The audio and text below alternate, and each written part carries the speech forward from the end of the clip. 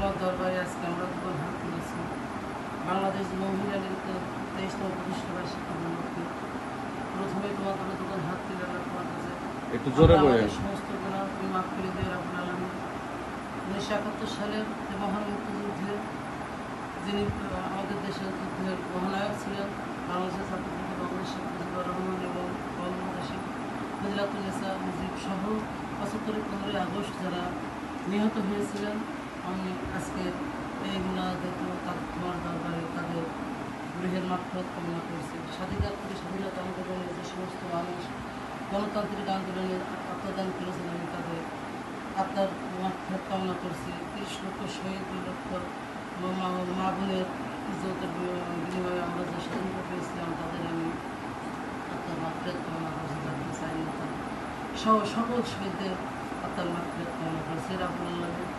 আজকে বাংলাদেশে বঙ্গবন্ধু শেখ হাসিনা একজন সফল রাষ্ট্রনায়ক হিসেবে আমাদের দেশ পরিচালনা করছিলেন। একটি ষড়যন্ত্রের মধ্য দিয়ে আজকে বাংলাদেশ থেকে তাকে বিতাড়িত করা হয়েছে।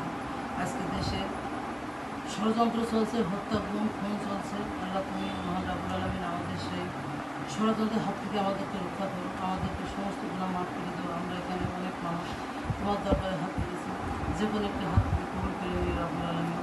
তোমার দরবারে যখন হাত পেতেছি আল্লাহ রাব্বুল আলামিন, তুমি আমাদেরকে গুনাহমুক্ত করে দাও, আমাদেরকে বিপদমুক্ত করে দাও, আমাদেরকে রোগমুক্ত করে দাও, আমাদেরকে হিংসামুক্ত করে দাও, আমাদের দুশ্চিন্তামুক্ত করে দাও রহমান রাব্বুল আলামিন। তুমি আমাদেরকে শত্রুমুক্ত করে দাও।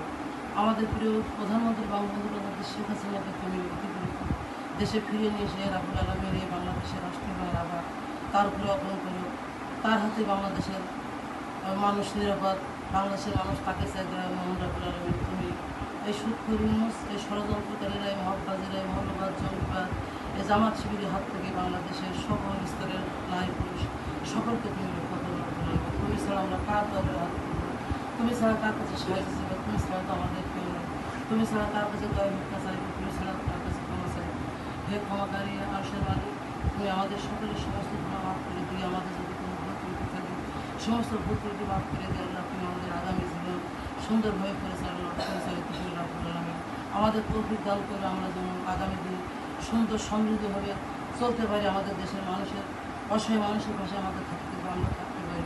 আমাদের প্রিয় প্রধানমন্ত্রী কন্যা জননেত্রী শেখ হাসিনা, তিনি যেন আবার দেশে ফিরে এসে এই রাষ্ট্রের ভার তিনি গ্রহণ করতে পারেন এবং এদেশের মানুষকে তিনি শান্তিতে রাখতে পারেন।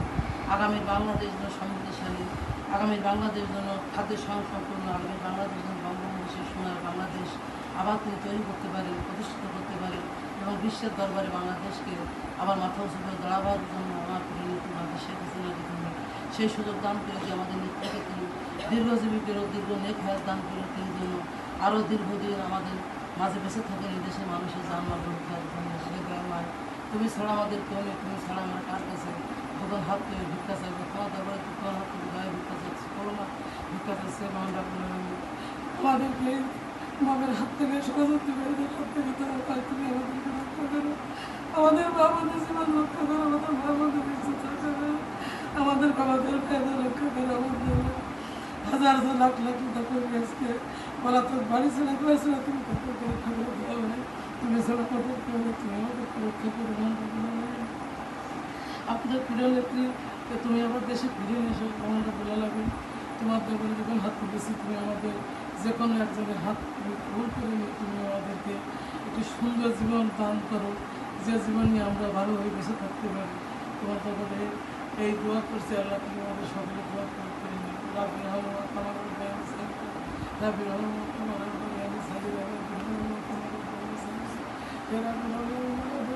পৃথিবী জুড়ে যে সমস্ত আজকে খবর আছে, সমস্ত সমস্ত